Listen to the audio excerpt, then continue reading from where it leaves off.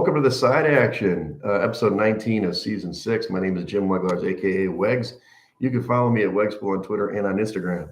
And I'm Coop. You can check me on Instagram at Dalton Cooper, on Twitter at Mr. Grumpy Gills. As you heard my esteemed colleague mention, we are the Side Action Podcast. Check us out on Twitter and Instagram at Side Action Podcast, at Side Action Pod. And well, we are here. You know, Saturday is the big day. You know, have you enjoyed like your birthday week? Do you get have you taken like a birthday week and a half kind of? I'm not a woman. No. Women do that. Women take a birthday month. I know it was a birthday month. Yeah. I take a birthday day with family, and then I have a party.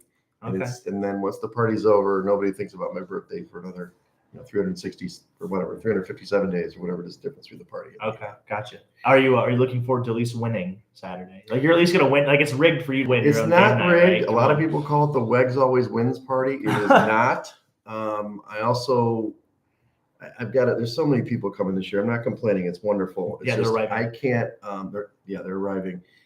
I can't quite. A little newsflash, people, or the listeners. I don't think I'm going to have enough gift cards for all the winners. So we're going to do it a little differently this year. There will be gift cards, as there are always. But I mean, when you have 80 people, I'm not going to buy $25 gift cards. That's already putting me in the poorhouse to do this party. So anyway, there will be gift cards, and actually foreshadows. Nice. Cat right here. Nice. They're contributing two gift receipts or gift certificates that are a little more. So that may be for the big winners. So it's pretty exciting. So and you're jumping ahead. That's in the future. Is it the future? What about the behind? You don't skip what happened last week. We had a good time. We did. We went on a Friday. Yeah. You know, we stayed out. We hit first Moe's Cantina, then HVAC. Yeah. We were getting after it out there. That's right. The guy dropped that drink from the second story. Oh my God, I totally forgot about that. That girl was pointing up there. Oh, like, you know, and she was mad. Like she was hot, but like in the mad sense, not like the physical sense. She was upset. Yeah, she was she was barking. There didn't stop. I totally forgot about that. The girls dancing in front of us. There was some action in front of us. Side action, if you will. Yeah, there you go. Anyway, it was fun. Yeah, it was a good time. It was a good time. I was a little banged up for volleyball. Did not play well.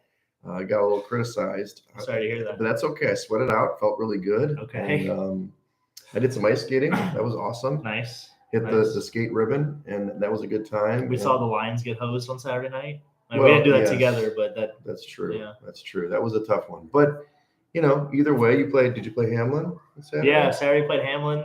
It was the Sirens. Yeah, there it is, right on cue. Literally every time. Well, it's so hot in here with this Rivers. They are not a sponsor yet, but the way I've been playing lately, I'm definitely working our way for their sponsorship at this point. But no, Hamlin was a good time. It's always like Commonwealth for lunch. So I'm starting to. I think I had a nice salad actually. Yeah. So yeah, it was pretty good. Nice. Pretty fire salad. So, okay. Yeah. What are you more like a Cobb salad guy? No, I think it was like a chicken. What was it? They had their own kind of. Was it like Southwest chicken salad or something like that? But it was pretty good. Yeah, a little like corn in there maybe. Yeah, Southwest Ranch. I'm a big fan of Southwest Ranch. Like a little bit of spiciness, like fried pickle, oh god, yeah, fried pickle. Nice. Ooh, yeah. So, but no, that was good. And then Sunday we did bowling Sunday, and then you guys bowled. No, it's just me on Sunday.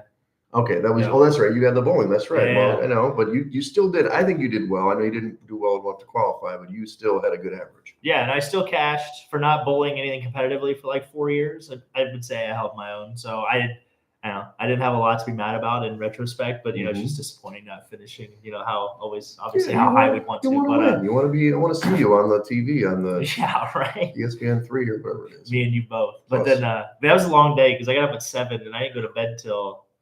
Well, I played volleyball, and with Luke and those guys played much better that day actually. And then on Steph and you helped prepare the dinner. It was very nice New Year's Eve dinner. Oh, it was fantastic. Thank you for the muffins or whatever they were, the lobster fritters, the lobster briskets. Yeah, little fritter thing. They were really good. Prime rib, delicious. Build a base for us to go out, and then we hit Rizzo's and.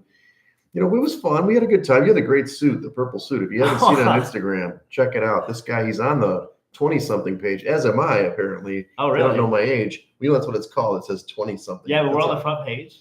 I don't know. Shit. Okay. We're somewhere in the deck. Okay. I mean, Lee found it immediately. Did he really? Okay. Well, remember, he sent the text. Well, I thought it was Nicole. No, Nicole had Was it said that. Nicole? Yeah, Nicole. Okay. I think Nicole had found it and maybe Lee did some Nicole is investigating like on top of cyber that. stalking the 20-something site, and she finds our pictures, they were good pictures of us. Yeah. Side action, we Yeah. new cover shot of us in my party hat. And Yeah, we'll have to very add nice. to the Instagram page when we get done. Yeah. Yeah. Exactly. And So- then we tried to go out later, a little unsuccessful. Yeah, you remember the grandmother we met?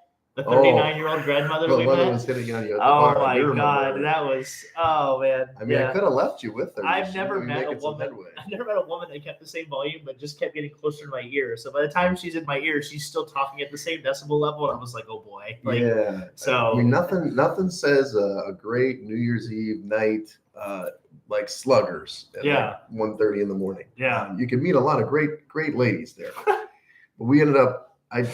Sorry, Dalton. No. I dragged him all the way to West Loop. No, you didn't drag me. And we took an Uber. We had a good Uber driver. He was the best, apparently. Yeah. He told What us he the was the hell best. is? Yeah, he had Waters. Yeah, Armando. Or yeah, it something. said he was top 30 in the country. Top 30 in the country. Supposedly he gave us water. He didn't have a mint, but anyway, we met Madison and her friend, and they wouldn't let us in Soho House. Yeah. They're like, look at us, we're dressed nice. No, we're closing. So we went with these girls, and I think they were a little bit, as you say, rolling. The one girl was trying to jump out of the Uber. She was opening the car door, like she was opening the handle. Thank God the guy had the child safety lock on her, because she was trying to jump out of the car while it was moving. I'm like, what is with this? Are you okay? He was like, are you gonna throw up? She's like, yeah. She was like, had this demonic look on her face. Oh boy. And then we froze her ass off outside of Brutal 24. I know you left because you needed him a jacket, and Madison and I finally got in after 45 minutes. So. Oh really? You didn't Oh my miss gosh, much. 45 minutes. Oh, we were out there a while. Oh my When people cut in God. front of us, I was pissed. So then I started like pointing at the two people cut in front of us, and I'm like, we've got two, they've got three. They let us out in front of them. Yeah, that's right. Nice. You can't outflank the side action, baby. that's dumb. No, if anything, I was ready to go home. I had been out for almost 24 hours. But then you text me in the morning, do you want to go bowling? I'm like, are you serious? I mean, I went to sleep at 4:30 in the morning. I was exhausted. Well, that wasn't even my idea. That was Steph's. No, We were sitting at lunch, and she's like, "Let's go bowling. See what Wegs is doing." And you know her tone. Like I tried to, trying to imitate her as best I can. But yeah, and I was like sitting right over there under the blanket. I don't know what time that was, and I was like, it's like 1 o'clock in the yeah, afternoon. I was like, I just woke up. I woke up. Somebody called me. Who called me at 8:30 in the morning. Oh yikes! Woke me up. She said, "Are we getting brunch today?" I'm like, "What? What are you talking about? I thought we were getting together tomorrow after work." She's like, "No, we said we were getting the brunch today." I'm like, "Oh God, I can rally." She's like, "No, let's do it tomorrow." Great. Went right back to bed. Slept till 1. Then you called. Whatever. I texted. I'm like, let me just watch these games. And we'll talk in a minute. We had 2 great games. So yeah. So anyway, that's the weekend. Sorry guys, I need to really dial into our personal lives, but this is the exciting part for me. No, that was a fun weekend. I will say that it's and we got the wolf pack now. We've established the wolf pack. Wolf pack. Yes, It's so a fist. It's really strong. Five fingers make a fist. Bam! You can't stop that wolf pack. So look forward to the adventures of the wolf pack. It's going to be an interesting spring and summer, to say the least. I mean, assuming Lee doesn't, get with Daenerys or whatever her name is, the one who looks like Daenerys. Was it Lucy? I think it was Lucy. Yeah. And she was a treat. She was a real doll. She's lovely. She's great. Yeah. She's Love her awesome. accent. She might be there Saturday. I'm foreshadowing. Okay. What we're talking a little about. down under. I love Down Under. Yeah, I love the accent. It's fantastic. She had a great accent. So let's transition to the actual pod here. So the shed. There's somebody in the shed. You have to go first because you're putting somebody in the shed right up top in highlighted yellow, like I can't see it. And it's Jimbo Wegs. Oh. I'm putting, unfortunately, my friend, if things would have gone different, I wouldn't put you in the shed, but the circumstances that have been put upon us, the shed does not, it doesn't have any friends. It doesn't, it's very subjective. So we're putting Jimbo Wegs in the shed this week. You did get taken to the shed because you had Jaden Reed in your fantasy matchup, and I think it was 0.4 of a point is what you got beat by. 4 yards. You needed one more catch or 5 yards. Anything for him to happen. He had an amazing first half where he didn't even be there. 2 touchdowns, and then should have started Flacco to been over. Yeah, amazing chest injury that occurred out of nowhere. Well, he stretched across the goal line. I mean, we'll talk in a minute, but he had a great play to score at the end of the first half, and that's when I yelled and said, "Fuck you, yeah, motherfucker, yeah."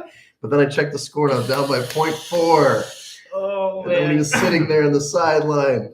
And you He were in the doesn't have his shed. helmet. I'm like, no. Yeah, the shed's a lonely place. Oh man, it was a And lonely, cold place. that was that was right before we went out. So you did well. You handled the morale well. Yeah. I appreciate that. It's only $800. Who gets Yeah. that? Well, I agree with because I would not handle it as well as you did. I would have probably not been in a good state of mind. Yeah. So, and then we're going to transition into the Lakers. Oh, yeah. The Lakers are in the shed. So they are currently 17 and 18 on the season.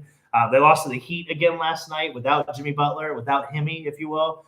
They're 2-8 in their last 10, and they only have 3 wins since winning the in-season tournament back on. Did they think the midseason tournament was the championship? I don't know, but that was on December 9th. Yeah. So it's been almost a month. Yeah. So it's I don't know what's going on with the team. They're just bad. And today they were talking about Darvin Ham apparently is starting to lose the locker room. And I tell you what, LeBron is just, he is really great and all, but man, he just throws those coaches to the wolves, man. It's just Darvin Ham. I mean, this isn't, doesn't have a lot of weight. He was like a major player in the league at one time. He's just a guy. I mean, he was fine. He professional basketball player. Obviously. Yeah, I mean, they got to the Western Conference Finals last year, so and got crushed. I would that's fair, but the Nuggets are just such a better team. Maybe some Nuggets and Celtics. We talked about that before, but and also I don't know if you saw this, the Epstein list folks. They came out, so we're taking them to the shed. The only really notable athletes that I saw in there were Charles Barkley and Donovan Mitchell. Right, but I saw that. I think you changed this. So I did. I had Jimmy Kimmel on there. Was Kimmel on it or not? So there was talks that he wasn't, and then I've seen on Twitter that he was. So and that's Aaron Rodgers, you didn't take the Yeah. 7. He was like talking all the smack about Kimmel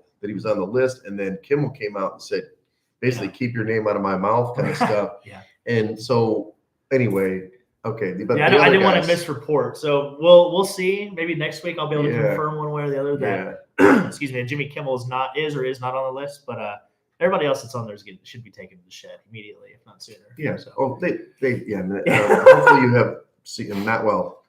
You've probably seen the documentary on Netflix. It's atrocious. Oh, it's a nightmare. Yeah. But anyway, it's not something. It's not must see TV. Please just Yeah. So if you haven't checked it out though, that's a good read. So 900 pages worth. Oof. Well, I'm going to take Kevin O'Connell to the shed. Same game. It was like a Sunday night, last game of that weekend. And when you're in a must-win situation, we talked about it last week. You're in a must-win situation. I know Nick Mullins did not play great. He threw the ball well, except 4 times. He had 4 interceptions, which is bad. But he still threw for 400 yards. Maybe he lost locker room, whatever. Jaron Hall, obviously not the answer. He went in and played like garbage in that half, and then they made him go back to Mullins. And that's kind of what I said last week. I don't know why you want to do Mullins and if he throws a pick or then you pull him for Hall or the other way around. You put this rookie in a situation where it's a must-win situation. And the Pack looked better than that they did in the first half for sure. But more importantly, that they couldn't answer. And it was more of supposed to be a tennis match and they were just getting served out. So anyway, Kevin O'Connell, you've been a good coach for most of the season, but you're going to the shed. Come on with me. There's plenty of room next to me. It's a little chilly, but we can get close and whatever. So, you'll be out next week, hopefully. I hope so. Yeah. We'll see. So let's talk about the Club Dub. I mean, it's a growing wall of fame, so to speak. I'll go first since you have like 18 in here. Oh, okay. Geo reference, Jaden Reed. He's in my Club Dub. Even though he did not take me to the championship, he's had an amazing rookie campaign. The guy's awesome. I really like the way he plays, and he's kind of not a throwback, but he's one of those guys that can do anything. He runs the ball a little bit. He gets those swing passes. He obviously yards after catch is his forte. Yeah. Had 2 big touchdowns. Gave me a shot. See, to me, he put me in the shed, but he's a Clubbed Up because he gave me a shot. The problem is he gave me hope. Yeah. He dashed me just like this stupid Rivers thing that's dashed my hopes since I ever got it. I'm 0-4 ago. But anyway, Jaden Reed, welcome to Club Dub. You've got the whole place. Have fun. I'll see you when I get out of the shed. He's like a poor man's Deebo Samuel. Yeah, just smaller. Yeah, he's a smaller guy, but he's definitely a playmaker. Is there a better wide receiver group that's under the age of 26 than Green Bay or even 25? I don't think so. I mean, for the next 5 or 6 years, they're set. Even their 4th guy. Yeah, Wicks. Yeah, Davian Wicks. Yeah, he's from really Virginia. Good. Yeah, he's really. I think I put him in Club a couple weeks ago. Yeah, it's Dobbs and Watson's supposed to play this week. We'll talk about. Yeah, and we'll get for sure. Okay, let's go. We got the list. Yeah, there's only 5. And there's top 5 in Club Dub this week. In no particular order, we're gonna start with Torrey Taylor. Okay. So Torrey broke the FBS record for most punt yards in a season this year. Okay. Playing for Iowa. Well, out of all schools, if you could guess that. So it was an 85-year-old record. It got broken. So anytime you break an 84-year-old record, we'll put you in Club Dub. I don't even care if it's kicking. Yeah, So, yeah, of course. The next one on the list, we're going to put my fantasy team in Club Dub. So the one league I actually did want to win this year is the 18-team Gauntlet. It's my work I like league. this name too. Yeah, Catalina Wine Mixin. Yes, the Catalina Wine Mixin. It's yes, a very popular event. Absolutely. In Catalina. Oh, actually, it's a fantasy team. So we're going to have Summer of the Belt this year. McCaffrey, you had a good squad. Yeah, Josh Allen, McCaffrey, Jalen Warren, Calvin Ridley, Chris Godwin. Okay. Likely was the tight end. He had a big game too. He had a nice week for me. I had Darren Waller as well, so I played the whole two tight ends. Flex. Oh, two tight ends. Flex, good. And then defense, I think I had the Ravens. Okay. And then kicker, I think I had the Saints guy by Group B or whatever the hell. Nice. So, but yeah, good season. We went 8-6, so we had the highest points for in the whole league. That's all that matters. You can score. Yeah, we knew we had a chance. It's just a matchup. Yeah. So we'll have a Summer of the Belt. Look forward to that. All the pictures we're going to get. So now, you guys, does the loser have to do something bad, or it's just the winner gets the belt? No, the winner gets the belt. Okay, so it's a positive league. It's not like where we. Well, it is work related. We don't want an HR violation. Yeah, it's all of our work folks. So we don't want any HR complaints or violations. Yeah. So yeah, we're all about cohesion here. Okay. So anyway. I get it. Also next, we're gonna put Austin Matthews. So he had a game-winning goal in overtime last night for his 30th of the season. He has 30 goals in his first 36 games to start the year. That's not bad. First American-born player to have 30 goals in his first 8 seasons. So finally, we knew we could do it. Yeah, we have arguably the best American-born player ever to play. Like 100 years. NHL. Well, no, ever. Yeah, well, it's been 100 years or something. League, right? Oh yeah, 100. Yeah, 100 change. Maybe more. Yeah, so definitely for sure. So we'll put him in Club Dub. I don't know if you saw this the other night, but Jordan Clarkson. Okay. He plays for the Utah Jazz. He had a triple double in their win over the Mavericks. I believe it was Tuesday night. Okay. It was the Utah Jazz's first triple double since 2008. Now we'll give you your weekly trivia question. Can you name the last person or player to have a triple double for the Utah Jazz in 2008? Jeremy Williams. No. Actually, you're gonna kick yourself because it was Carlos Boozer. Boozer? Yeah, it was Carlos Boozer. He had a triple double. He actually passed the ball. He was the last player for the Utah Jazz to have a triple double. He used to be a double guy, but maybe just threw some assists in there. I think it was like 1,228 games or something, or 1,227 games that had gone in between. So shout out to Jordan Clarkson, and then Donovan Mitchell was a good player for them, and they never got it done. No, never had a triple. I thought that was amazing too. Yeah. I was like, no way, Donovan Mitchell didn't have one triple double in Utah. So I fell a stat short. Yeah, right. So shout out to Jordan Clarkson, and then Caitlin Clark. I don't know if you saw that 3-pointer. I did see the play many times. They had a game. She hit a game-winning 3-pointer at the buzzer. Michigan State. On Wednesday night. She had 30, I think, or 33. She's pretty good. Yeah, she's really good. Put her with the men. So she shoots like Curry. But anyway. She can really shoot. She's currently 5th all-time on the scoring list. She's on pace to break the all-time record in February. And that's 3,527 points. I'll give you an extra bonus trivia question. Do you know the all-time leading scorer in NCAA women's basketball history? She's my woman crush, by the way. She's like one of my biggest crushes. Great eyebrows. Oh, of course, you and these friggin' eyebrows. Give me an era. Like how she's recent. This was like 2 or 3. Was it 2014 or it might have been 2013 to 2017 or 2014 to like 2018. She's currently in the WNBA. I will give you that. Yeah. She's married to Darren Waller. That doesn't help me. Okay, well, that's things for you. You should get more pop culture references. I don't know. Kelsey Plum. Okay. For the Washington Huskies. So she she's gorgeous. Anyway. He's a big eyebrow guy. When he was walking around the bar New Year's Eve, that was one of the criteria. It's like, brunette, eyebrows. Anyway. Eyebrows. But we're going to put Caitlin Clark in Club Dub. She might set the all-time scoring record a little sooner than February. But I think, obviously, praying that, knock on wood, nothing bad, catastrophic happens, no injuries or anything like that. She's going to be the all-time leading scorer. And she's just she's a bad woman on the planet with a basketball. She's good. Let's see if she can get the national title this year. Yeah. Fell just short last year. Very big controversial game, but we'll see what happens. She's going to make I think she makes like $20 million a year in NIL or some crazy number. Yeah. Wish I was good like that.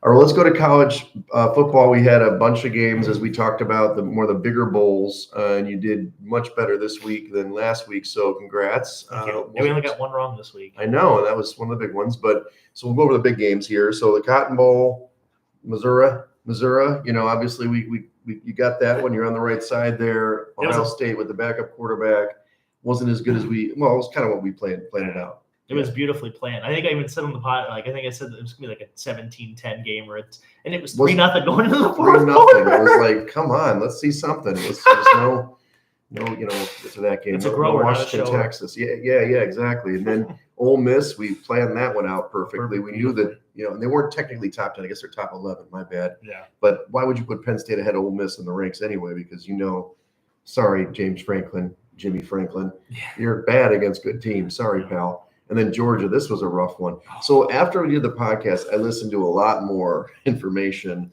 about what was going on. Where basically almost half the team, 24 people did not play in this game for Florida State, which I think is a bad sign. I understand they're kind of salty and, they were going to play the third string, whatever. It just was, and they lost 63-3. This was rough. You don't think the school shelling out all this money for them to get out of the ACC is another bad sign? That's a bad sign. The writing was kind of on the wall. I also was a little surprised Georgia, and maybe they couldn't stop running up the score, but they really, they ran the football. They just wouldn't tackle. They literally just couldn't stop them. They did trick plays in the first half. It was 42-3 at halftime or whatever. But speaking of trick plays, Oregon, they were like, look, Liberty, you think you're pretty good. We are going to run trick plays. They were running flea flickers, obviously. Well, it was 6-0 really quick. Yeah. I don't know about you, but I was like, oh, what's going on here? So for just a half a second. For a second. Yeah. And then Oregon just rolled them. Bo Nix did play. He played very well. They destroyed them, so no easy cover. So then the two big games, we had two really good semifinals, Coop. And I haven't watched a lot of college football, as we discussed. Part of not playing flag football means I don't watch much college football anymore because I used to go to the bar right afterwards. So now it's like Michigan's Alabama. Michigan was a better team. I saw it on paper, on the field. But Alabama switched their strategy in the second half and they're going to win this game. They had this game. They're up by a score. They looked like they had it not in hand, but they had control of the game.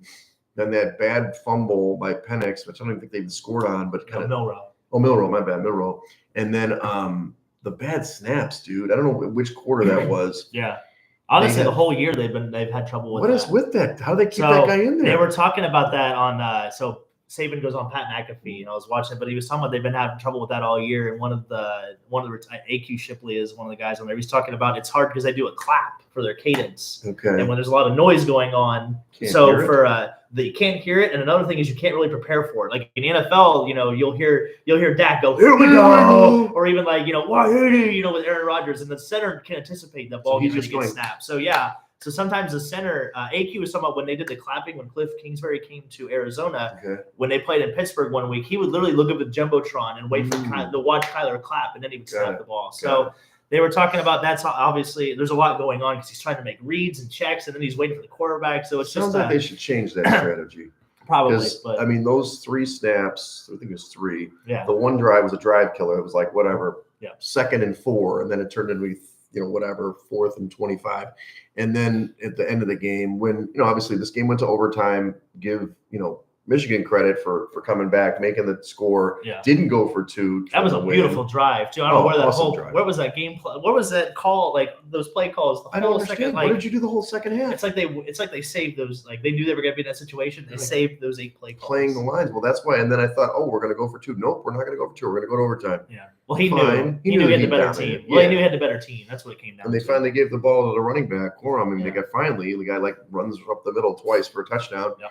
And then they went for that 4th down. And I know that the play got broken down and all that stuff. It still was some sort of run read option from the 4. I don't understand why it's just not a pass. I know that Milroy's not as good as other quarterbacks, but dude, that was a terrible play. So, hey, good job. Michigan covers. They win the game. They advance to the finals for the first time really ever in this era. They won a national title in 97, but they didn't have to play at a game like this. So they finally got out of the semifinals. Yeah, and they're I think Jim's got the monkey off his back, and I think that's a big deal for him. And I think Tuesday you're going to see that he's going to the NFL if you ask me. Yeah, likely. But no, I think they got the monkey off their back, and I think they are well equipped to play Washington. There's a couple different reasons why that is, but we'll talk about Texas and Washington first. So the second game was an awesome game, although it got a little hairy at the end. So Washington. I had not seen this team play. Full disclosure, never seen him play, not even one down. Oh wow! And I've heard of Michael Penix Jr. I remember when he played at Indiana, he was a very mobile quarterback. I heard a lot. I heard all about these wide receivers, but first, like second play of the game, he just dart. chucks the ball like 40 yards on a dime to a flag route. Amazing throw. He's hitting these guys deep. Not even tight coverage. Yeah, I was gonna say it's not even shitty coverage. Like tight coverage, just putting it right where it needs to be. He's gunning it down the middle, never getting touched. That offensive line's decent. Best in the country, actually. And Texas, I don't understand why Texas, we'll talk about this for your handicap for the next game. They barely ran the ball. Was it because Washington played good defense? It felt like once Washington kind of got up a little bit and they did match scores early, they were content throwing the football and not running the ball. So you got to keep the ball away from this offense, first of all. And then the second half, Washington just kind of took the air out of the stadium. That third quarter, I think, if I'm correct, Texas only had like 5 yards in the third quarter. Something like that, yeah. Because they had a fumble and a couple fumbles in the second half. And then finally, the game was kind of in hand, but I think I was going to praise the coach for Washington until he kind of almost blew this game. Yeah. He had a couple of really bad decisions. They threw the ball on 3rd and goal at one point before that field goal to go up 9. And then it's hard to say, obviously the guy got injured when they were trying to run the clock out. Why don't you just take a knee? Yeah, that's fair. Could have gone down to 12 seconds. They got 50 seconds. They got 47 seconds to go the field. And, what's his name?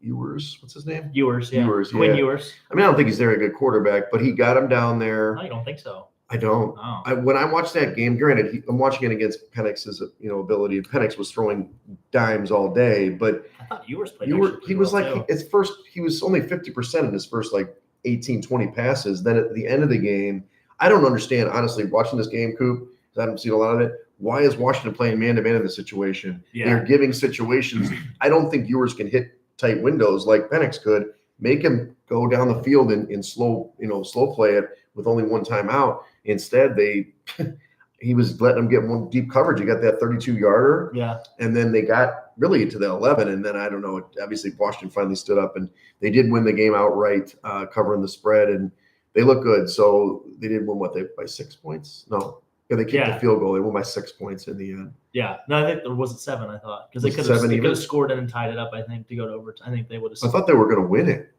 because they were down by 9, and then they decided to kick the field goal when they got in close because they had to get 2 scores. Then they got the onside kick. Then they couldn't run out the clock. So they're down by 6. They could have lost the game. 37-31. So anyway, Washington, this sets up, we're talking a lot about the old games, but let's talk about the matchup now. So Washington against Michigan, is it still 5? I didn't check. As far as I know. It's like 4.5, 5. So Michigan's the favorite. 4.5. They're the favorite. They're playing in no real advantage in spot. They're playing in Houston, so it's kind of pretty neutral. I think I know what you're going to say, but here's what I'll say about Washington. And I'm going to go back on what I said last week. I was the guy. I was like, you know what? Everybody's disrespecting Washington. I'm going to throw bucks on 7-1 for them to win the title. You did say that. And I just did it because I wasn't going to bet the games. I wasn't feeling as confident as you are about them. So actually that puts me in a situation where I can hedge. I'll definitely bet on Michigan now. Figured out the hedge already so I can win a profit. Yeah. But 5 points does seem like a lot to me. I don't know. I mean, I know that Michigan is physical, and you can talk to me about their corners because they're going to have to stand up, but it's the pass rush because Penix had all day in that game. He never really got hit. So I know you like Michigan. So is it because of the pass rush? I know they're not going to stop the run. So they're going to run the ball down their throat. But assuming that Washington can score, is it because they're going to get a pass rush on them and can cover, or what? What's the other side? Honestly, I look at this from the angle of this Washington team very similar, reminds me of the Ohio State teams from a couple years ago when you had Olave and Jackson Smith and Jigba and Garrett Wilson with CJ Stroud even. So I think that just the familiarity, they were built to beat that team. Okay. So honestly, I think that favors Michigan as a matchup standpoint. To your point, the secondary of Michigan is much better than Texas's. So it's night and day. The defensive coordinator from Michigan, I think it's Jesse Minter. He's from Baltimore staff. Okay. So the defense that you see at Baltimore is very much the defense you see at Michigan. So I think they're going to be able to control the line of scrimmage. Obviously, I thought Texas would be able to do that with Washington, but I think the coaching mismatch is going to favor Michigan more. Okay. I think the ability for Michigan to want to actually run the football. I think Texas was like optimistic to run the ball, and when they Mm. didn't see success early, they kind of just abandoned Gave it. it up. I don't think Michigan will do that. They Like won't. this team is built to control the ball, Mhm. run the ball. They want to be physical. To your point, I just think it's a bad matchup for Okay. Washington. I think. So to your what point number to- would you take Washington at? I mean, it's not going to get there, but I'm just curious because it's a weird number. Yeah. 4.5, 5 is a kind of a tweener number. It's not 3 or 3.5. So what is the number that you would take Washington in this game? I mean, maybe 7 or 7.5. Okay. I could It's like a see touchdown. I could see Michigan winning by 10. Okay. Yeah, I could see a 10-point. Because if Michigan gets up, they're just going to keep running the ball. I think Mhm. Michigan's team total is 30 right now, and I would take the over if I had to pick. The only team thing that total. I am not trying to make you change anything, I'm just countering because this is the other thought I had when I did the future was Washington played this really tough schedule, you Yeah. know, Best, they were the best and conference, Texas too. didn't play that tough a schedule, and Michigan really hasn't played that tough a schedule. And I think you would say that Texas was tougher than Alabama. So, that's the only thing I would have as a caveat that Washington's played good teams. Maybe they haven't played physical teams like this in the Pac-12. I don't know. That could be. I think Oregon's probably the closest Okay. thing that is going to be like as from a physicality standpoint, but I still don't think it matches up to the same kind of style that Harbaugh Right. and them want to play because they still get under center. They still, they'll still run kind of a pro approach, if you Right. will. To where a lot of other, to your point when you texted, like, I don't know why we're running the shotgun 4th and 3rd, like 4th and 3. Why are we in the shotgun? I Like, hate that. so, and I don't, and Michigan, like I said, I think that just a different style. Yeah, and I if guess you will. like last week, I think the key matchup last week, what I said was, can the Texas, secondary stop those receivers? And They couldn't. could not. No, This week, I think is can Michigan's offensive or defensive line get pressure from the offensive line, which you said they won whatever the award is for best offensive line. Yeah. But if they can get pressure on Penix and rush him, and that's what I was saying, even we were texting during the game, they need to speed up Penix now. Mhm. Like, speed him up, make him so now granted, he's pretty shifty, and they ran him a lot more than they've done him this year, from what I Yes. understand. Yeah. But I don't think they're going to be able to do that this week. It's just, can they get him off tempo? Because when he got that, even the quick throws were just incredible. But he got an extra 2 beats, Right. it was over. Well, I the guy think the was just too difference accurate. in preparation too between Mhm. having a whole month to prepare for Texas That's and having true. 6 days to prepare for Michigan. I I agree. think that I agree. I think that heavily favors Harbaugh Okay. and the staff. So that's where my mind goes, is the coaching mismatch. Yeah, we're opposite sides on this one, but I will be betting with you on Michigan. We'll get to know. I'm locking in profit. Yeah, we are. And by the way, we forgot to mention, overall, we're 35-14-1 this year on our college That's, picks. So hopefully we can get to pretty good. 36-14-1. What's the total in this one? We didn't put this down. Give me just a second. My phone I left on the other side of the computer, so I'm not going to reach. Over under is 56.5. Okay, so what do you think about that? You think it's going to be an under game because the Michigan's going to try to bleed clock, or you think it'll get over? Because what I will say Yeah, I is do early agree in with that that, game, yeah. I thought it was going to be a track meet, and then Washington just slowed that thing down. It did get over, but I was like, oh my gosh, this is not going to hit the over. Like, they're going to slip it, but they ended up going over. I think I like the under, actually. Yeah, I in do your too. handicap. I do like the under there, but I maybe much, because I could see maybe 51 or 52 is Sure. probably about where I would put it if it were me. But Right. yeah, no, I would definitely take the under, but I would take Michigan for sure. Okay. Yeah. 31-21, something like that for you. All right. Well, let's get into the NFL here. Week 17. Well, this was interesting. The home team's still doing well, but again, favorites and dogs split down the middle, 8-8, and totals got more regularized, 9-7 to the over.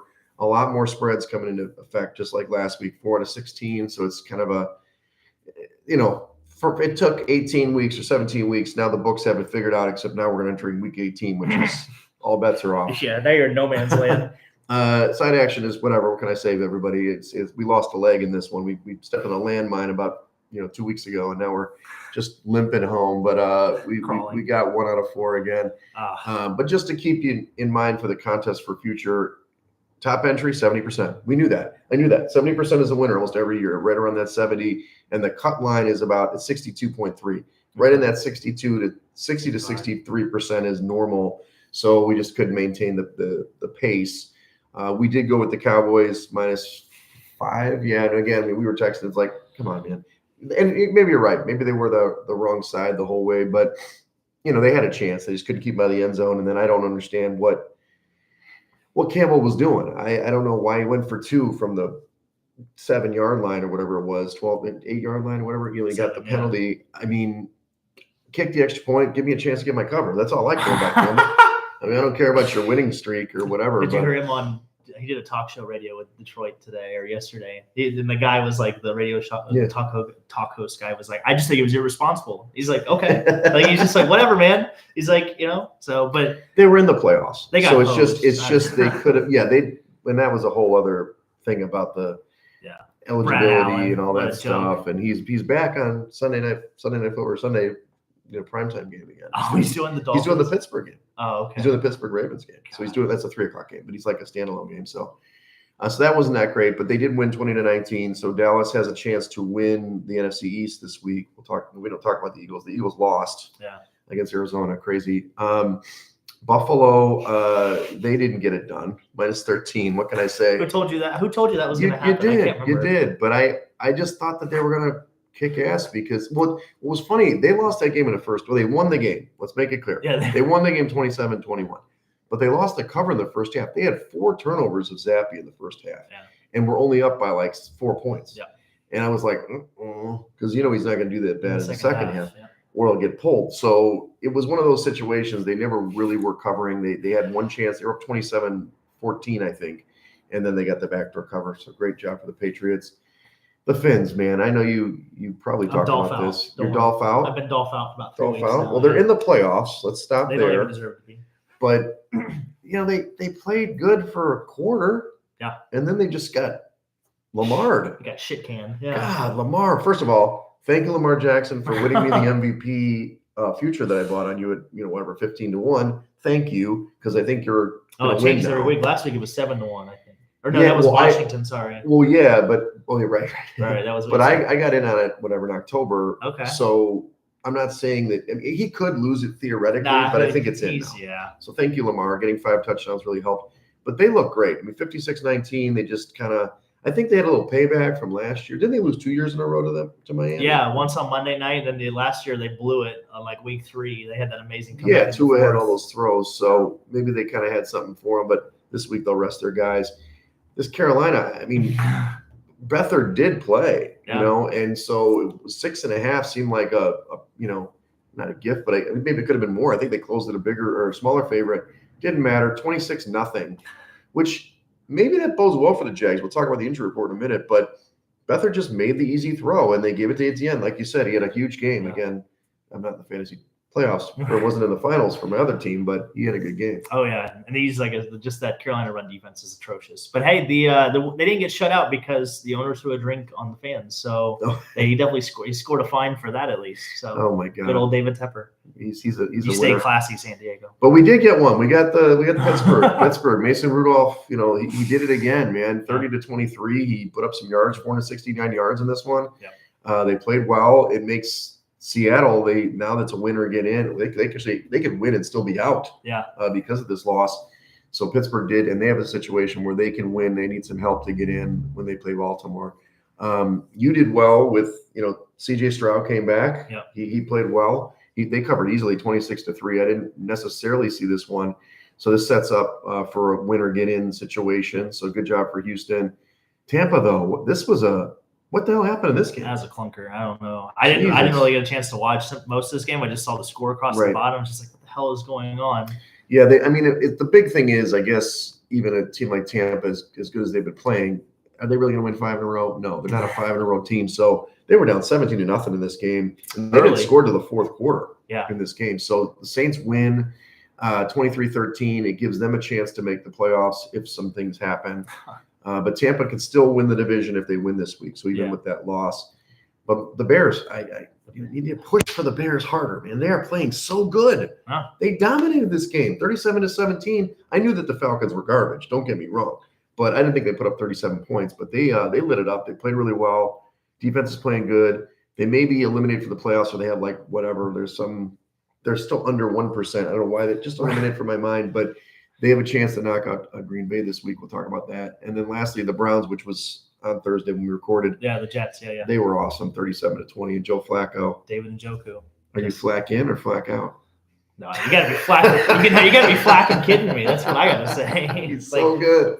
So, but no, I think he's going to make like $4 million in incentives or good for something. him. And also, before we, I guess, I think we'll talk when we get to the Tampa Bay game. But there's a lot of incentives for Baker Mayfield this week. I don't know if you saw that too. I've heard that. Yeah, he's if he finished in the top 5, right? Well, top 5 in the NFC and then top 10 in the league. But he's got like 4 categories. Okay. They're going to pay him $500,000 a piece. He's 8th right now. He can definitely get to 5 because Mahomes and Stafford are going to play, so he has a chance.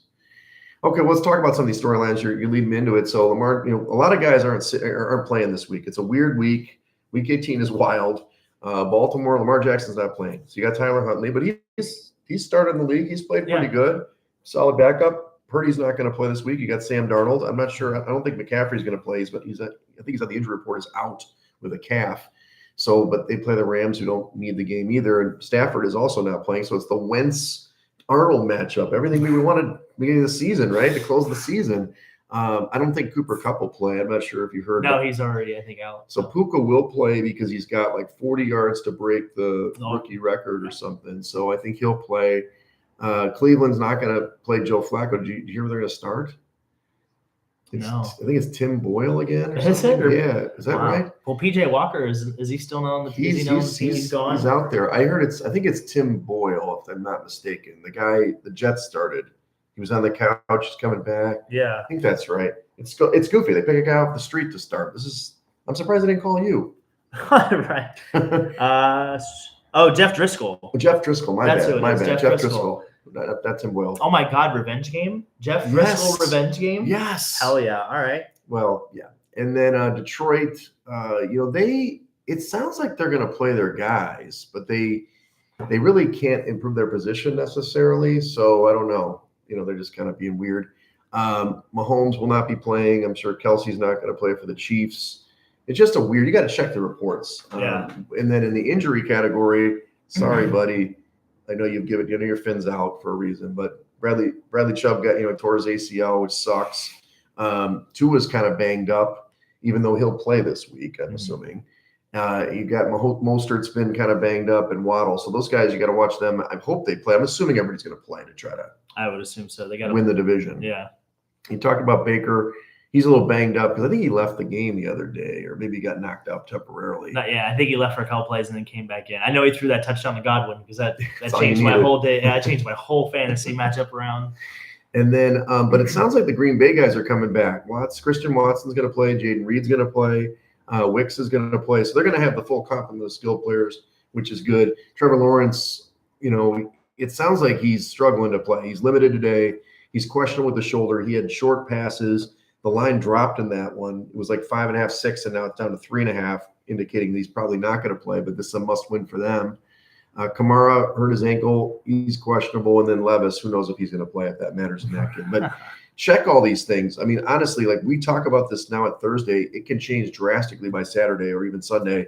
A lot of game time decisions, and it's hard to sort all these things out. And you got to check. Did you see that presser that Mike Vrabel did today? Yeah. Yeah, he doesn't like losing. If there's anything that he hates more than anything, it's losing. I mean, nobody likes to lose. Yeah, but great YouTube clip. Why don't you get a better secondary or something? You know what I mean? Or give the ball to Henry, and that's it. I don't know. It's weird. Like some days, them weeks they're not giving it to him. So I love Vrabel. I hope he'll be coaching somewhere, even if he's not Patriots? coaching. Ooh, I like it. Wow. I mean, makes sense. Just saying. We'll talk about that after next week because it'll be Black Monday or Tuesday. Yeah. Monday. Yeah. So, all right. So let's go over the lines, Coop. We've got 2 games on Saturday, and then the rest are on Sunday. There's no Monday night this week, right? No Monday night. It's just Sunday night football. So 2 games on Saturday. The first game is Pittsburgh at Baltimore.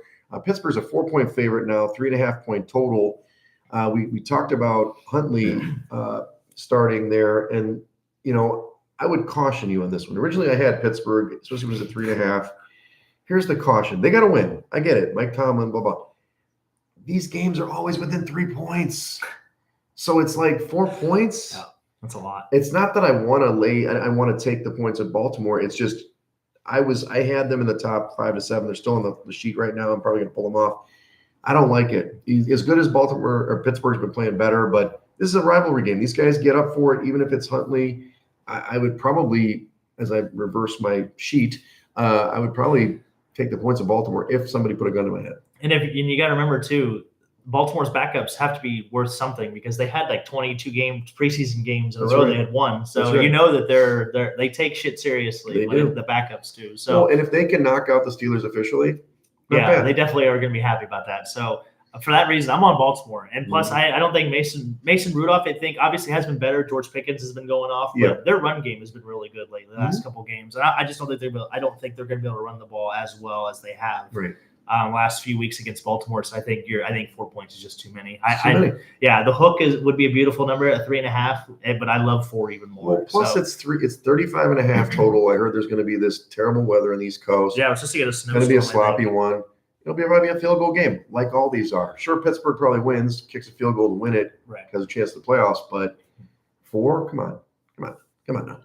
Okay, so then we've got Houston at Indy. The playoff game. This is a playoff game, and this is kind of like it reminds me of what the Raiders Chargers like 2 years ago or whatever. The tie, when they had to. It's terrible. So Houston is now the favorite, 1.5 points at the Colts. The Colts opened as the favorite. It flipped all the way over. 47-point total. I agree with the move. I think Houston's going to win the game. I was kind of, Indy's been playing. They've been such a tough team to figure out here. But I would say C.J. Stroud. They played great with him on the field apparently. Stroud. And I like the way that their defense is going to play against this team. And if you get Gardner Minshew throwing the ball more than he needs to, that's going to be good things for you. I like Houston to cover this number. Separately, I know it's not exactly related, but I put a little cheddar cheese on the coach of the year. And I think that the coach of the year could come out of this game. I know that the current favorite is Cleveland guy. Kevin Stefanski. Kevin Stefanski. Okay. But I don't think they won 11 games. They were supposed to win 9.5. Whereas Houston was supposed to win 4.5 games, right? And now they're pushing to win 10. That's a huge delta. And Steichen obviously did it without a starting quarterback. He's got a backup. So these two guys are the next two favorites, Steichen and what's his name? Who's the coach? DeMeco Ryans. So he can win me a little cheddar. DeMeco Ryan. I don't think Ryans. I think it's an S. Yeah. Is it plural? Okay. So I put it on Ryans. I put it on DeMeco Ryans. Gotcha. Just a little piece of money. The one thing that I keep going back and forth this game because in my mind, I think Houston, I see in my mind CJ Stroud just lighting up the defense, but then I can see Jonathan Taylor just running all over the field. I think that's what happened the last time they played. So I struggle with this, but I think Will Anderson is going to be the key to this game. He's going to, if he can singly get I think he had 3 sacks by himself last game. He's been coming on as of late. He's making a push for Defensive Rookie of the Year. Oh yeah, he's definitely arriving. He arrived last week all over the place. But no, I think he's going to be the difference. And I think for that reason alone, I think I would probably go with Houston. But I don't know, man. Indy, I could see Indy winning this game so easily. They're at home. It's a great game to watch. Yeah, the Loud House, if you will, down there in Lucas Oil. They're rumbling, bumbling. I mean, fired it up. may be on during the game night. Okay. Yeah, I hope so. So I just don't know if I'm going to put the sound to it. I've got a whole playlist I've been working on for days. Oh, okay. 5-hour playlist. Well, that's all right. As long as the game is on, we don't have to hear it. But yeah, no. Shout out to Marcus Firebird, buddy back home. He's a big Colts fan, so I know he's going to be fired up for this game. Yeah, Action's a big Colts fan. I wonder. We'll see. Oh yeah, what? We haven't talked yet. We haven't talked yet, but I'm sure he's been going against Colts lately. He won of the Raiders last week, which was talking about that game. They did cover that game. The Raiders barely. They were down 23-0, and they came all the way back. Okay, so on Sunday now, it's there's a pretty good early slate here. There's 6 games. You've got the Jets against the Patriots. Could be Bills' last game there in New England. Patriots are 1.5-point favorite, 30.5-point total. Really high total. Again, this nor'easter that they're talking about, this big snowstorm that's supposed to come through. I'd be on the Pats. I mean, it's his last game. You got to figure they're going to play hard. I know the Jets are supposedly salty on defense. They haven't been the last couple of weeks. So I would go with the Patriots to cover this short number. It's not pretty, but not in my top 5 for sure. Yeah, no, I'm with you. I think I don't know. I just think that the emotional factor is definitely with the Patriots. Mm-hmm. So from that standpoint, from the human element, I do agree with you. This game is so bad. I don't know, because I can see Breece Hall having a good day running the ball too. Did you know that the New England has beat them 15 times in a row? Yeah. It has to end at some point. right? So maybe it's this week. The last time. Stick Nah, with the fuck Bill. it. They're going 16 in a row. We're going with the Patriots. Bill's going to hammer. He's going to run up the score. Bailey's happy. He's probably going to throw for a couple In the touchdowns. snow. Zeke Elliott, maybe Zeke. resurrection, maybe. He's played decent this year. He has. In his time of being a starting running back with Ramondre Stevens out, he's been pretty good.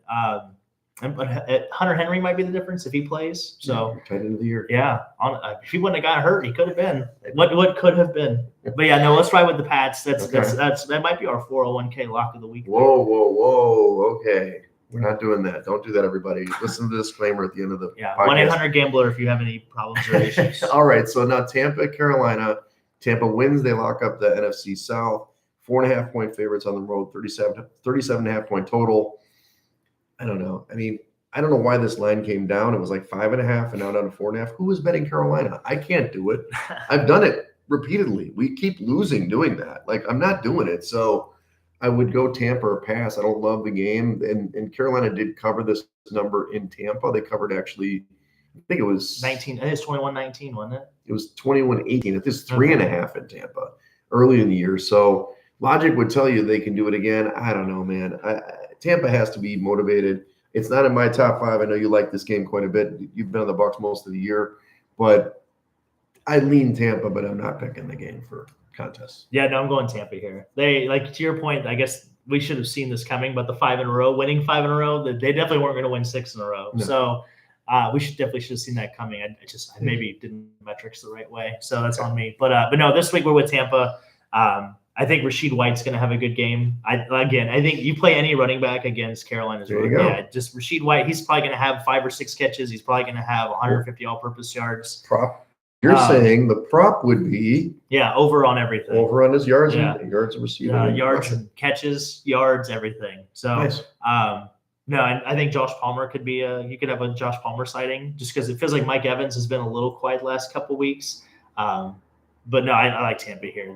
And also Antoine Winfield got snubbed from the Pro Bowl list. So I think he should have. Yeah, take one to the house. They put Buda Baker in over Antoine Winfield, and great name. Yeah, it is a great name, great player. But this year he didn't have any interceptions, any fumble recovers, any forced fumbles. Anything. I also heard J.C. Horn's ankle's a little tweaky, so Mike Evans maybe could be. But yeah, I love Tampa here. I would even take the over. I think they might hit the over by themselves. Okay, wow, that's a big number. Yeah. Okay. So we've got Cleveland at Cincinnati, more or less a meaningless game. 7-point favorites for Cincinnati at home, 37.5-point total. We talked about the return of Jeff Driscoll to mighty Cincinnati. I think he saw the field a couple times. Mm-hmm. Cleveland defense is good though, right? I mean, they're not going to rest everybody. 7 points. I would take Cleveland plus 7. I hate that we're agreeing. It's scary. It is scary. It is scary. It's only taken us 18 weeks. Yeah. only 18 weeks. That's funny. No, I'm with you. I'm with Cleveland. I think even if their backups are in, I think just 7 is too many. Their ability to run the ball is going to be, even no matter what the quarterback has been, they've still been able to run the football. And schematically, from Kevin Stefanski, he's been a really good play caller all year, no matter who's been the quarterback as well. To your point, coach of the year candidate or favorite, front runner, if you will. But no, I'm with you. I think Cleveland is just too many points. They've always played well against the Bengals, and they always play well against the Bengals in Cincinnati as well. Do. So even if it's been Joe Burrow or Carson Palmer or whoever, they've always given kind of the Bengals trouble there. Mm-hmm. So no, I'm with you. I think 7's too many. I would even tease it down to like maybe 3 or 4. Mm-hmm. So okay, a little alt line for you. Okay, so Minnesota at Detroit. Detroit is a 3-point favorite, 45.5-point total. I guess maybe I have to do the calcs again. I guess if the two teams tie, they could jump to the 2 seed, but meaning both Philadelphia or both teams would have to lose. Whatever. In the end, I think they're going to be stuck in the 3 seed. That's the way I look at it. But to your point, Dan Campbell, he's gonna play his guys to win. Minnesota, it's hard to say. This team is so hard to figure out. They had that stretch where they were looking really great. Then they kind of were competitive, but keep losing all the time. So I don't like this game at all for Minnesota, but I don't think I want to lay. Well, 3 is not bad. It's not a bad number. When it was 3.5 or something, I was, our typical stay away from the hook kind of thing. So it's Detroit or pass for me, but I don't love Detroit in my top 5 for sure. I love Detroit.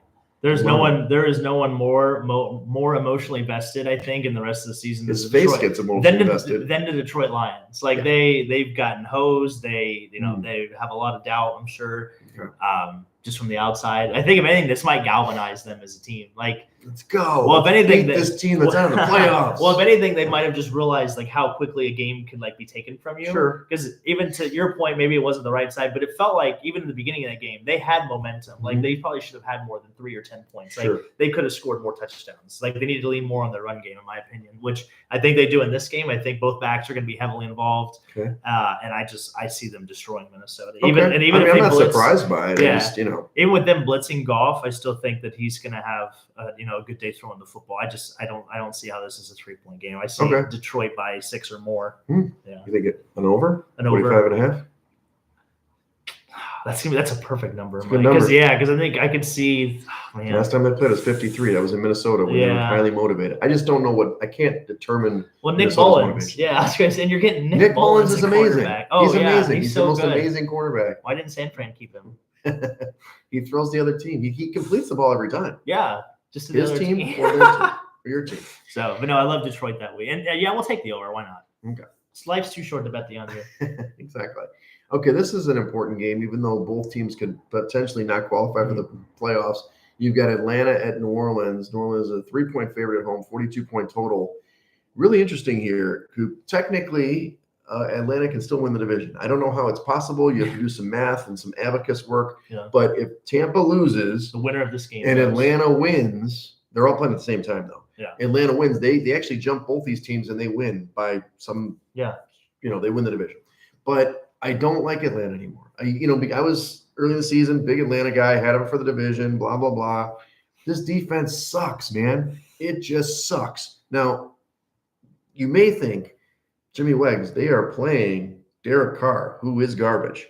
And he wasn't great last week. He just, they made enough plays. Yeah. But I just think that the Saints defense is going to slow down this run, which is all they can do. And they're going to make a couple plays. That's all you got to do to beat Atlanta.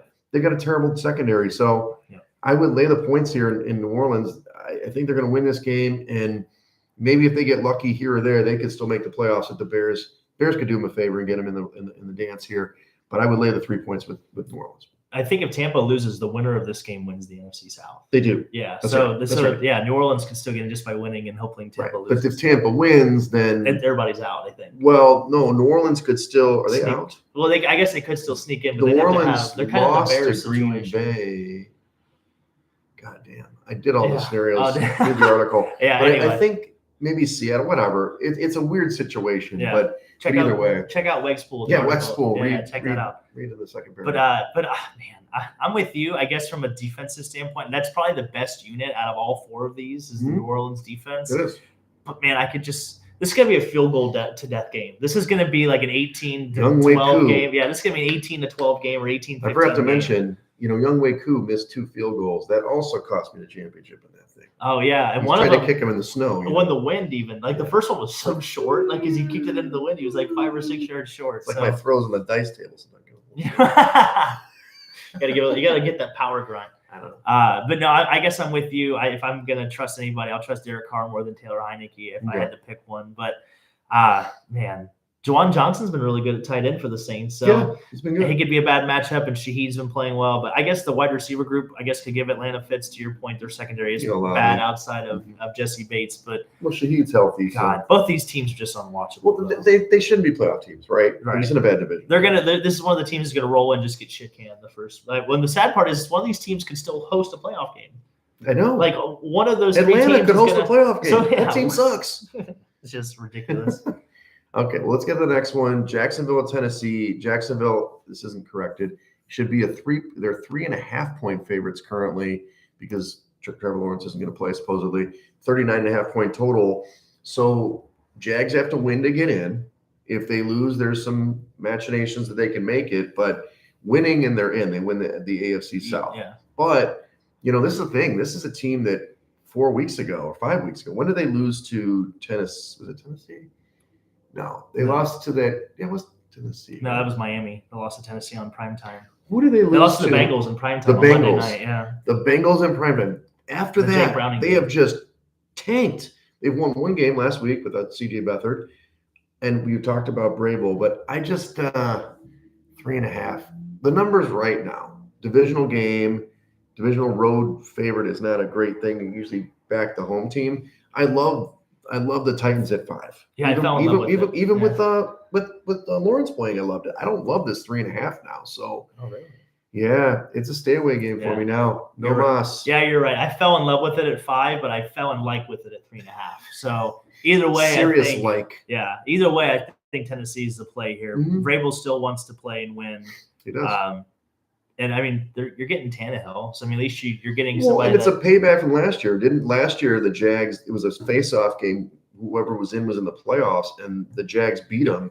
Sent the Titans home. Yeah, they can knock them out of the playoffs effectively with this win if the Titans can get it. Yeah, and I like I said, I like the Titans here, and this might be a Derrick Henry go away game. You know, because give him the ball and then send him Jags on defense his is way. terrible. Send him on his way in free agency. So, and the wide receivers for Tennessee have gotten healthier the last couple of weeks. So they're getting Treylon Burks back. They're getting some of their other key pieces back. So and Okwanku, right? Their tight end's pretty good. Yeah, so he could definitely be. He started for me last week. He could definitely be a matchup problem for Jacksonville. To your point, which is they're shaky at best. So you make Jake Browning look like an All-Pro. So I do think it depends on who starts here. I like the under in this game, especially if Beathard starts. Yeah. I think that the Titans will try to control the clock, and it's going to be a lot tighter game. So, well, I guess the other side of it too, you're getting. We talked about this before the pod. You're getting Christian Kirk back and possibly Say Jones. So it's setting up again. Check this line; it may tick up. So what's going to happen is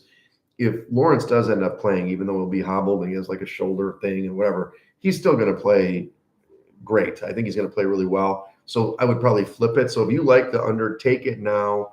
If you like Tennessee, you can wait, right? Because you might get a better number. Points, yeah. But in the contest now, it's 3.5. Like if you like the Jags, take the 3.5. You find out about Lawrence because I think they're going to win the game. 3.5 might be. It's a pretty good number for them. I mean, it's a weird number, but it's that damn hook, Friggin' hook, bastards. All right, late games now. You've got Seattle and Arizona. Seattle's a 2.5-point favorite on the road, 47.5-point total. Seattle has to win and get some help. They need the Bears to beat Green Bay and all that. I see your pick there. I'm shocked. You're finally going away from your Kyler Murray love, who beat the Eagles on the road. I like the Arizona in this game, 2.5. Like they've not been playing like crap. They've been playing pretty good. Yeah. Seattle's defense, I'm sorry. I told you them last week. They're letting the Steelers go for 469. Kyler's going to have a big game. So I like the dog here, plus 2.5, and I like this total to go over 47.5. I don't think there's any defense on the field here. Oh, really? All right. Mm-hmm. All right. Well, it's a lot like the Eagles game or the Steelers game like last week. I mean, it's just going to be a lot of scoring. Yeah, I'm going the other way. Okay. I like Seattle here. Yeah. I think Arizona had their Super Bowl last week, and I think just that emotional. Then to your point, they've been playing bad. Next year your fantasy sleeper is Trey McBride.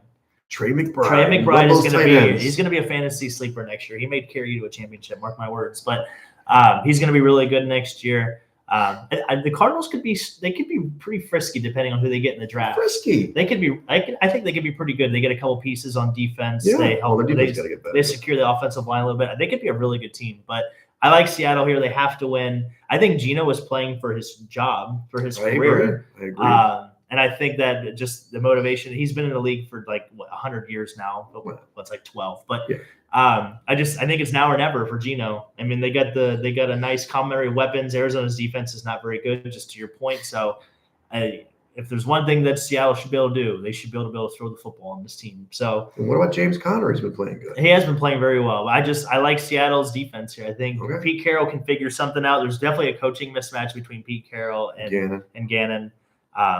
And if the one team is, like I said, they're playing for their playoff lives. So of course. I like the Sea Chickens here. I love them. I mean, I know you're trying to get Ridgeway in your good graces. But you keep taking the Sea Chickens. That last week didn't work out. The week before, I think it did work out. So you're kind of playing 50-50. All right, let's go to the big game here. Real game. Bears Packers. Okay. Huge game. Bears Packers. Packers are 3-point favorites at home, 44-point total. We've talked about them getting healthier. It's not that I don't get the line. The line is exactly how I would make it per my metrics, but I've been watching both these teams quite a bit the last few weeks for a variety of reasons, fantasy, and obviously I love the Bears. Bears are a better football team. I don't unless they're going to get turnovers from Fields, which of course he can do. We've seen it many times, but you cannot. I can't see them laying this number here. I know that the Green Bay beat them in week 1. Blah blah blah. Who cares? And Aaron Jones is back. I don't care. They can stop the run now. They can rush with Montez Sweat. I think the Bears can win this game outright. So I would +3. It's on my top 5. Nice. Yeah, I like where you're at. My head tells me to pick Chicago, but my heart tells me to pick Green Bay. So I think stab you. I think a full complementary of wide receivers is going to be the difference in this game. I don't think it's going to be the run game. I think the play action game is going to be the difference in this. They might get Aaron Jones involved early, but I think as the game progresses, Matt LaFleur is going to put the ball in Jordan Love's hands, and I think having a full stable of weapons, I think he will be able to cover. So.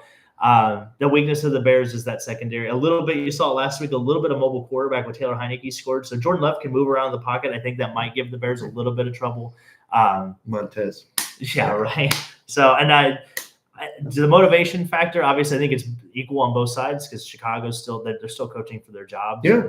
And everything else. And to your point, they've played a lot better. But I don't know. I just see Green Bay winning this game. They still, the curse of Aaron Rodgers, they still own. The Bears do not win in Chicago. Lambeau. They do not win in Lambeau. Yeah. I've seen. I mean, a couple of times where they knocked out Rodgers and stuff like that. But yeah, I don't know. The way I've been watching these games, I'm like, oh my God, the Bears could have been a playoff team. I mean, I think they're better. But they're also beating really crappy quarterbacks. Yeah, they could be. They're taking it. Chicago's taking advantage of a lot of bad quarterbacks. Jordan Love's in the middle.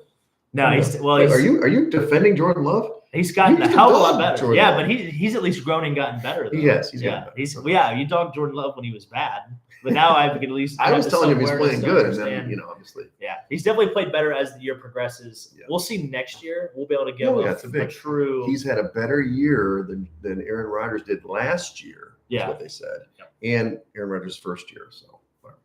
All right, so Denver at the Raiders. This is a nobody cares game, but the Raiders are a 3-point favorite at home, 38-point total. Antonio Pierce, he's got the vote of confidence of the players, but a lot of people are saying that they're going to bring in some sizzle from the outside as a coach. So I think the Raiders will play for him today or on Saturday or Sunday. So I know you like him. I don't know about putting it in my top 5, but I can understand why you take the Raiders minus the 3.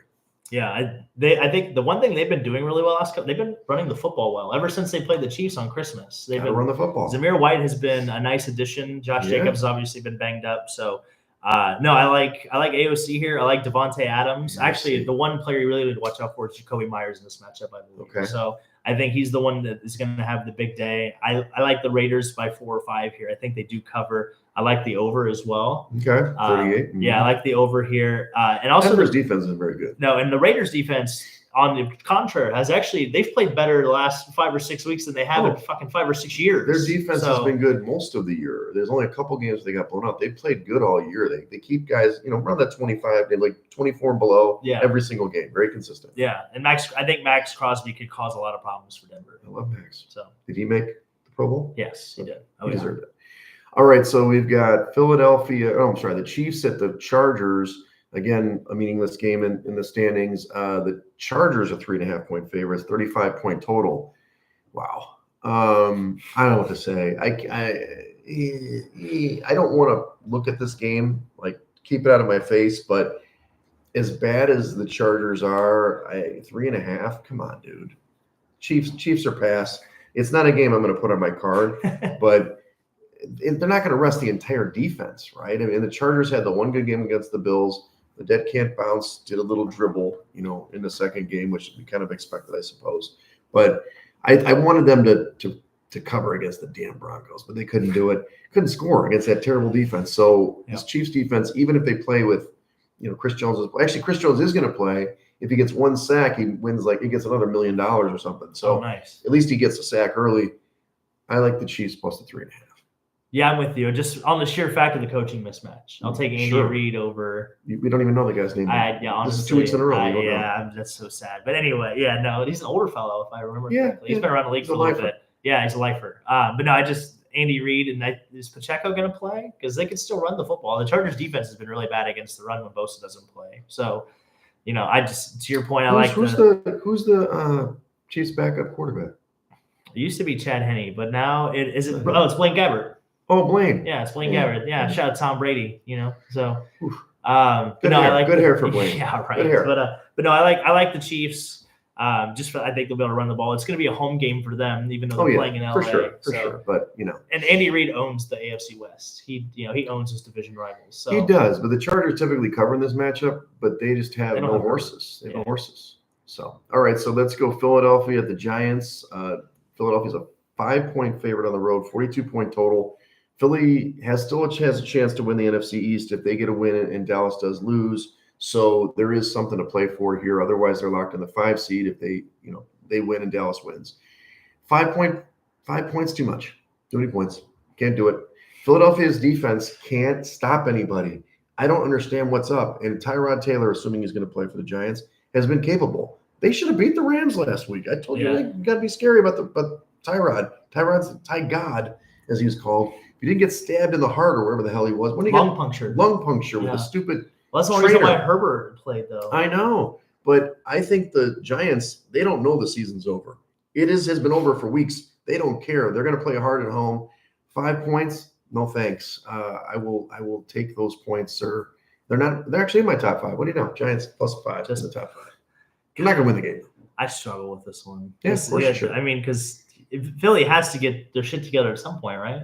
But to your point, they've been really bad on defense. They were the first play of the game that Arizona ran. They got 25 yards literally because 2 linebackers went with the running back on the wrong side of the formation and just left the tight end completely uncovered in the flat, just basic cover 3 stuff, right? So it's just who can you trust? If the defense is going to play that bad, it doesn't matter who you play, right? You can play Zach Wilson. He can figure that shit out. Well, the other thing is there could be some scoreboard watching here. They look up. Dallas is up by 10. 21. Yeah, 10. They're like, right. Let's not try that hard. That's fair. I mean, to your point too, I guess but I feel like with 2 teams like this, when they play 2 weeks apart, basically, the better team is eventually gonna.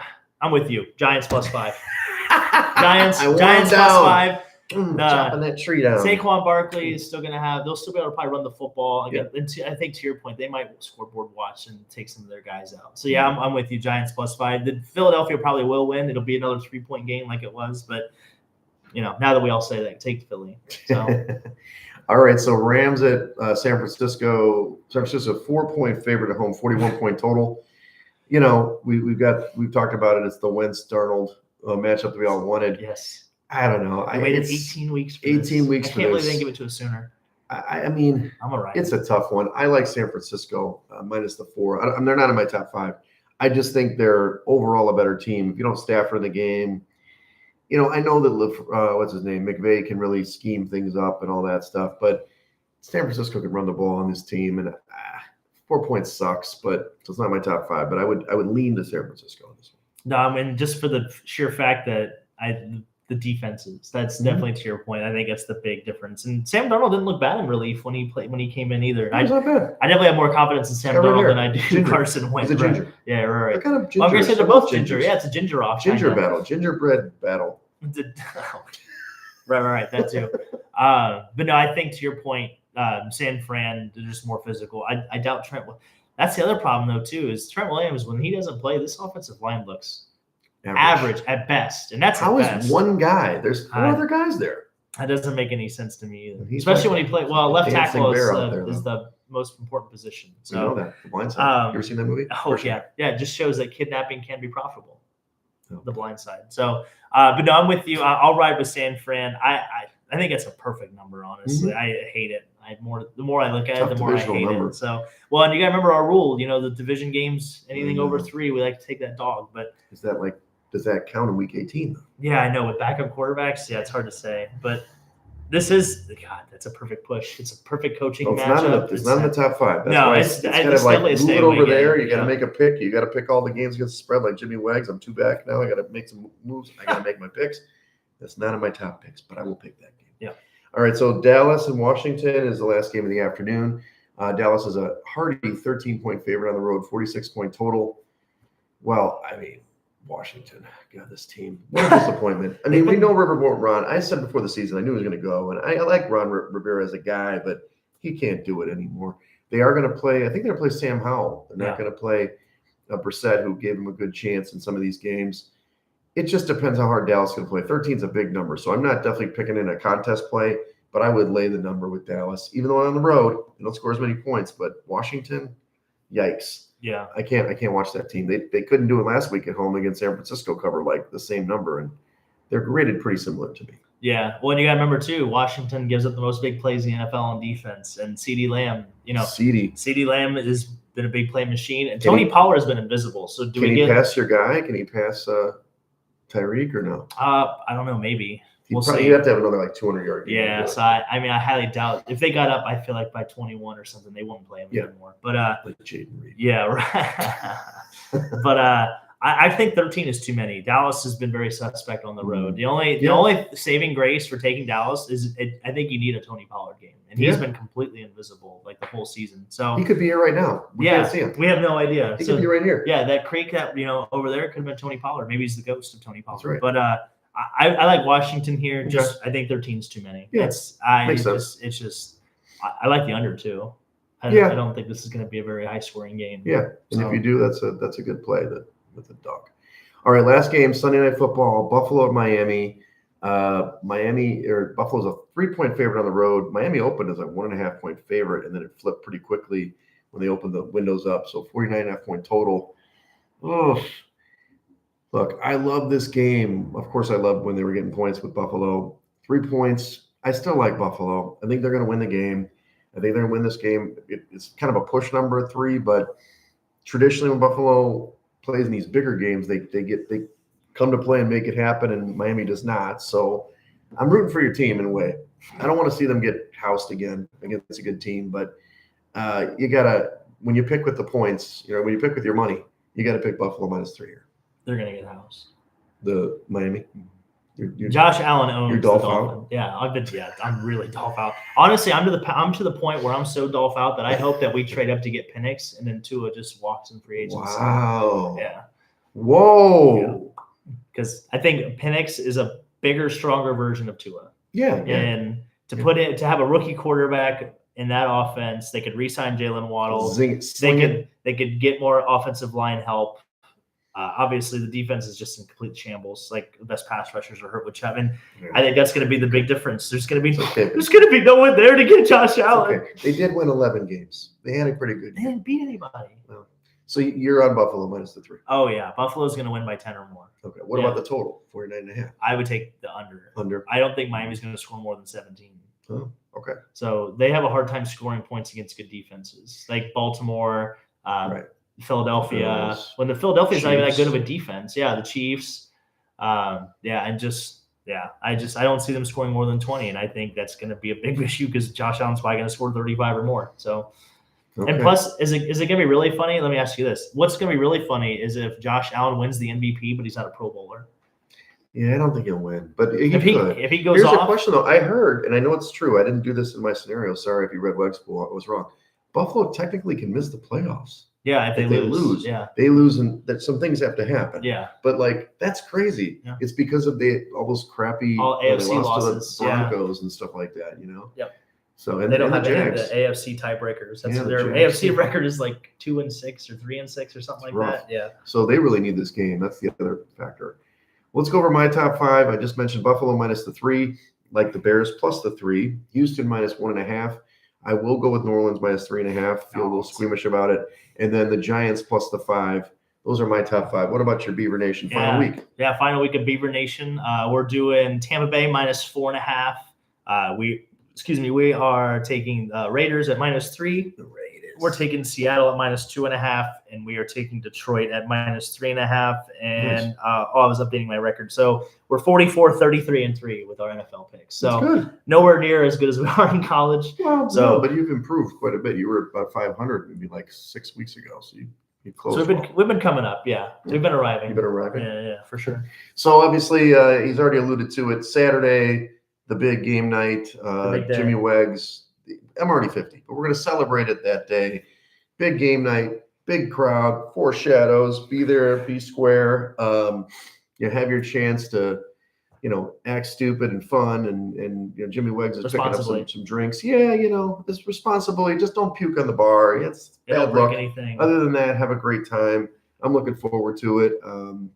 Not playing volleyball this week because I got last minute preps. I got to do some stuff tomorrow, and I'm going to the Bulls game tomorrow too. Oh, nice. Yeah, Nicole, she wants me to go for some stupid reason. So I guess she's taking me for my birthday. Nice. It's nice of her. Which Nicole? You know. Okay, nice. Hell yeah. Your sister. So we're going your sister, right? Okay, right. Oh, she got you Bulls tickets? Well, it's like another volleyball guy's birthday, which I wasn't invited to. But she's like, "Do you want to go with me?" I'm like, "Okay, sure." I'm like, "What do you need for the ticket?" She's like, "I'll pay for your birthday." I'm like, "Okay, great." Wow, I can't believe she. Because Colin can't go. Yeah, I'll have to give her a word. Understand it. Yeah, apparently. So anyway, that's you're the expensive man's version of Colin. Yeah, and then on Sunday I'll be watching football. Yeah. Well, without going to the Blackhawks game on Sunday, they play at 2:00. So we debated on that for. I guess tonight they're doing Papa Moon's birthday. So we're going to mention that. I didn't know when's Papa Moon's birthday. Yeah, today. Yeah. Well, I invited him to the party too. He said, "I don't know." I'm like, "Come on." Yeah, you know. I'll put him on the cake. Yeah, we can put Papa Moon on the cake. This is what I've gathered about Papa Moon the last couple of days. So when I stayed at Steph's a lot, like I stayed there Friday night, and I stayed there Sunday night. Yeah. So I sleep on the couch and don't sleep on the Murphy bed because right. What I think the couch is comfier. Sure. But the first thing he does whenever he comes down the stairs in the morning, he comes in and opens the blinds, and then he leaves with the dog. And I always wake up with the sun in my and then I'm just like in my mind, I'm like, why would you just take the dog for a walk and then come back and open the blinds? What's like the blinds? Why open the blinds for no one? Like so that's been I've been trying to figure out how this man operates for a couple of days now. He's been at it quite a while. I'm still struggling. I'm gonna be honest. I'm still struggling, but Well, happy birthday, Papa Moon. Yeah, they're in Olive Garden right now. The Olive Garden. Yeah, that's where he wanted to go. The breadsticks. Oh well, Steph was appalled that he didn't pick Tango Sir because that's normally where he wants to go. Oh, really? Tango Sir, yeah. Maybe that's why she was asking about the pod. Were you supposed to go? Yeah, she was asking what time we're doing. Sorry, man. No, that's okay. At Olive Garden, it's okay. I didn't want to go to Olive Garden. We just had chicken. Caesar made chicken parm like a week ago, and it was so fire. He's a good cook. And just the expectation of that versus probably the chicken parm that I'd get served, it wouldn't be the same. Okay. It wouldn't be the same. So and there's already a dozen of them. So when do you, just for our listeners, besides the weekend activities, we should wrap up here. When do you have to? You said you're doing something. Your class or something. We have to change the schedule at some point, or no? We can do this off the air. Yeah, we're doing. Well, that's not until April. But I'll be going to media school starting April. Media school. Yeah. So Monday, Tuesday. This is your training ground. Yeah. So Tuesday, Wednesday, Thursday, we'll be doing that in May. So I'm not worried about that. Yeah. No, we'll definitely. Don't worry. We will be here for you guys. You guys are the flesh and bloodline of this podcast. All five. And of then you. the other big announcement is I am going to Gulfport now. I booked the ticket. Worn down over time. I got peer pressure. I got an $11 flight because of my miles. So boom, we will tape in Gulfport. Awesome. Well, I know you wanted to do that. Yeah. Heck yeah, we sitting on the beach, maybe having a Mai Tai or something. Sure. I don't know. Or some, at least a fish taco. A fish taco. All right. Well, follow me at Wegspool on Twitter and on Instagram, and follow us at Side Action Pod on Twitter and Side Action Podcast on Instagram. Yeah, the Wegs Pod. That's the name of this podcast. We're gonna change it. That's the name. And you can check me out on Instagram at Dalton Cooper, on Twitter at Mr. Grumpy Gills. He got me talking all over myself. Yeah, we are the Side Action Pod. Check us out on Instagram and Twitter. Until next week. What do we got from next week? We just got some playoffs. Black playoffs. Monday. We got Black Monday too. So all right, guys. Love you guys. All right.